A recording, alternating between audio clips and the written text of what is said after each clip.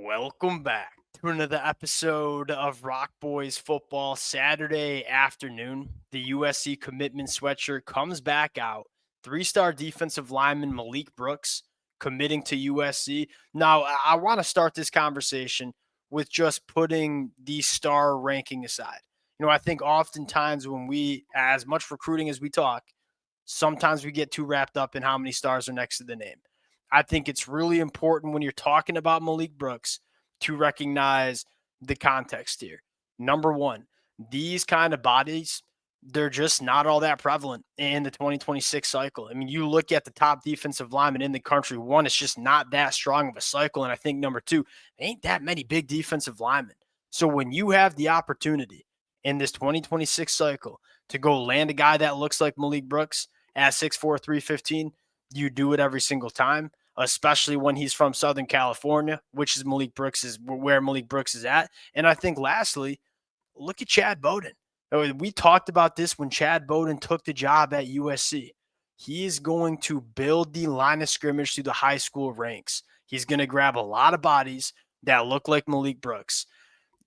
To me, I'm less concerned about the stars, and I'm more importantly really liking the process that USC is going through in terms of how they're going about their business. They're recruiting the state of California.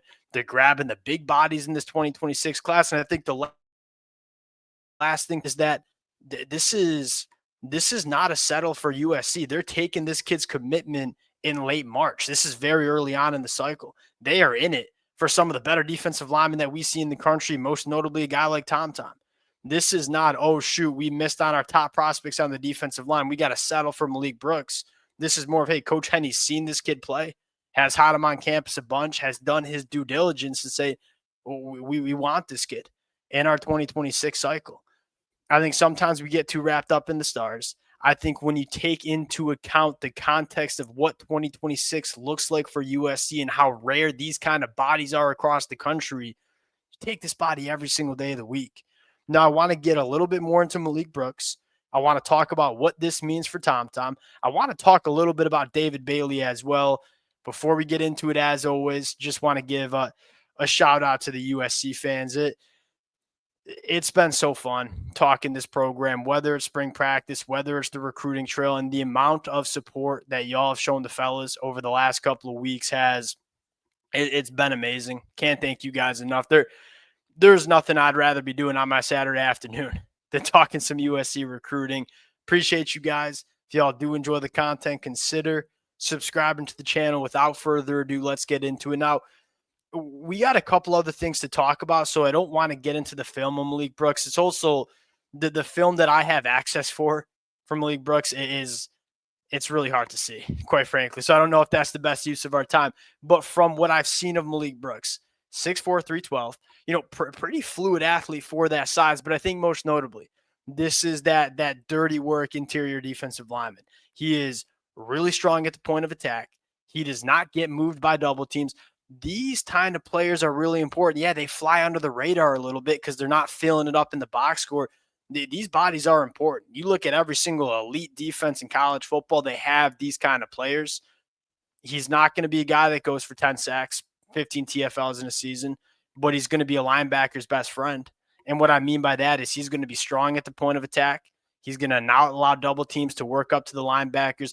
These linebackers are going to be able to play free. They're going to be able to play downhill. And with the amount of athleticism that USC is recruiting at the linebacker position, it's exactly what you want it to look like. Now, I think the second conversation for a lot of USC fans is, oh, what does this mean for Tom? Is Tom not coming to USC because USC takes Malik Brooks? Absolutely not. And what I should rephrase that. This has no impact on the recruitment of Tom for a couple of different reasons. One, I think USC is planning on taking as many bodies as they can on the defensive line that look like Malik Brooks, that look like Tom. And I think secondly, Tom, in my opinion, and y'all know how I feel about him, he doesn't take a backseat to anybody in this class. I think he's one of, if not the best defensive lineman in this 2026 cycle. Tom's a guy, you could take Malik Brooks, you could take another big body on the interior defensive line. If Tom wants to go to USC, he is not afraid to come into a loaded room, because this is a guy that I think is on a little bit of a different level than a lot of other defensive linemen in the 2026 cycle. USC wants these bodies. They want to need these bodies as they can. They're going to continue to take Tom's commitment, and I don't think this affects Tom's recruitment in the slightest. And it's a different kind of position, right? Quarterback, you normally only take one quarterback. On the defensive line, you take 3, 4. And in Chad Bowden's case, you go look at what he did at Notre Dame. You take 4, 5, 6 sometimes. Now, I think what stands out to me is look at what USC is doing in this class. I mean, where are most of these names? We've set up our perfect class for USC. Offensive line, front 7 defenders. It is very clear what the objective is for Chad Bowden in this 2026 class. We want as many big bodies on both sides of the line of scrimmage as we can get, and they're doing exactly that. In 2024, USC really struggled with the depth of the defensive line. They just didn't have enough big bodies. Going into 2025, it's one of the deepest parts of this team, and for the foreseeable future, this defensive line is going to be incredibly deep for USC. And we say this all the time. What do all elite college football defenses have in common? Elite and deep defensive lines. That is exactly what Chad Bowden is trying to build for USC. Now, I think the last intriguing storyline to talk about here, actually, I want to point out one more thing. The amount of buzz around USC right now, I'm sure y'all have seen it on Twitter. I mean, you got Caleb Williams on campus right now. You got Amon-Ra St. Brown on campus. His buddy Jahmyr Gibbs is also on campus. All these recruits are taking pictures with all-pro players. There's a ton of juice around this program, and I think it's really exciting to see what it looks like over the next couple of weeks and months. Now, David Bailey, this is probably the next storyline that we need to talk about. From what we've heard early on, is that USC is not going to make David Bailey a priority. Now, the first thing I'll say is that this is early. That a lot can change, and I would not be surprised if at some point USC does. Now, is David Bailey one of the best edge rushers in the country? In my opinion, yes. Would David Bailey make this USC football team a better team in the 2025 year? Absolutely. What is the reasoning for potentially USC not making David Bailey a priority?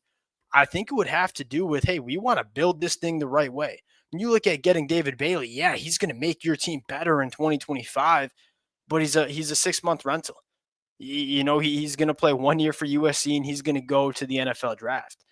I think the reason that USC might not be all that aggressive here is because I think Chad Bowden's looking at it and saying, I'd rather go get 2 or 3 blue chip prospects in the 2026 class that are going to ideally be within this program for the next 3 to 4 years than one 6-month player. And to be quite frank, that's what we kind of expect from Chad Bowden. He is a foundational guy. That's how he believes. And quite frankly, you look at the past couple of years for USC, they probably spent a little bit too much time and resources getting these, 1-year rental kind of players and ignoring kind of building the foundation of this program. I think Chad Bowden's sitting there and saying, yes, there will be teams that are willing to shell out a lot of resources to add a guy like David Bailey. And quite frankly, he's well worth a decent amount of these resources. I think he's a great football player that makes any team across the country better. I think Chad Bowden's a little bit more concerned with, hey, we want to sign the best class that USC has seen in 2026. We'd rather take those resources that could be pushed to David Bailey. We want to push them in for a couple other blue chip players that we like in the 2026 class. And I think that's what you're going to see USC do. We'll see, though. It's going to be really fun to monitor. And look, would I be ecstatic if USC grabbed David Bailey? Yeah, absolutely. But I also kind of respect the process of, hey, we want to make sure we're filling it up in 2026 and not getting distracted with essentially what is a 6-month rental player. Really intriguing commitment from Malik Brooks. Again, don't get too concerned about the star ranking and think more about the context of this commitment. We got a lot more coming. Appreciate you guys rocking with it. If y'all do enjoy the content, consider subscribing to the channel. We'll talk to y'all later.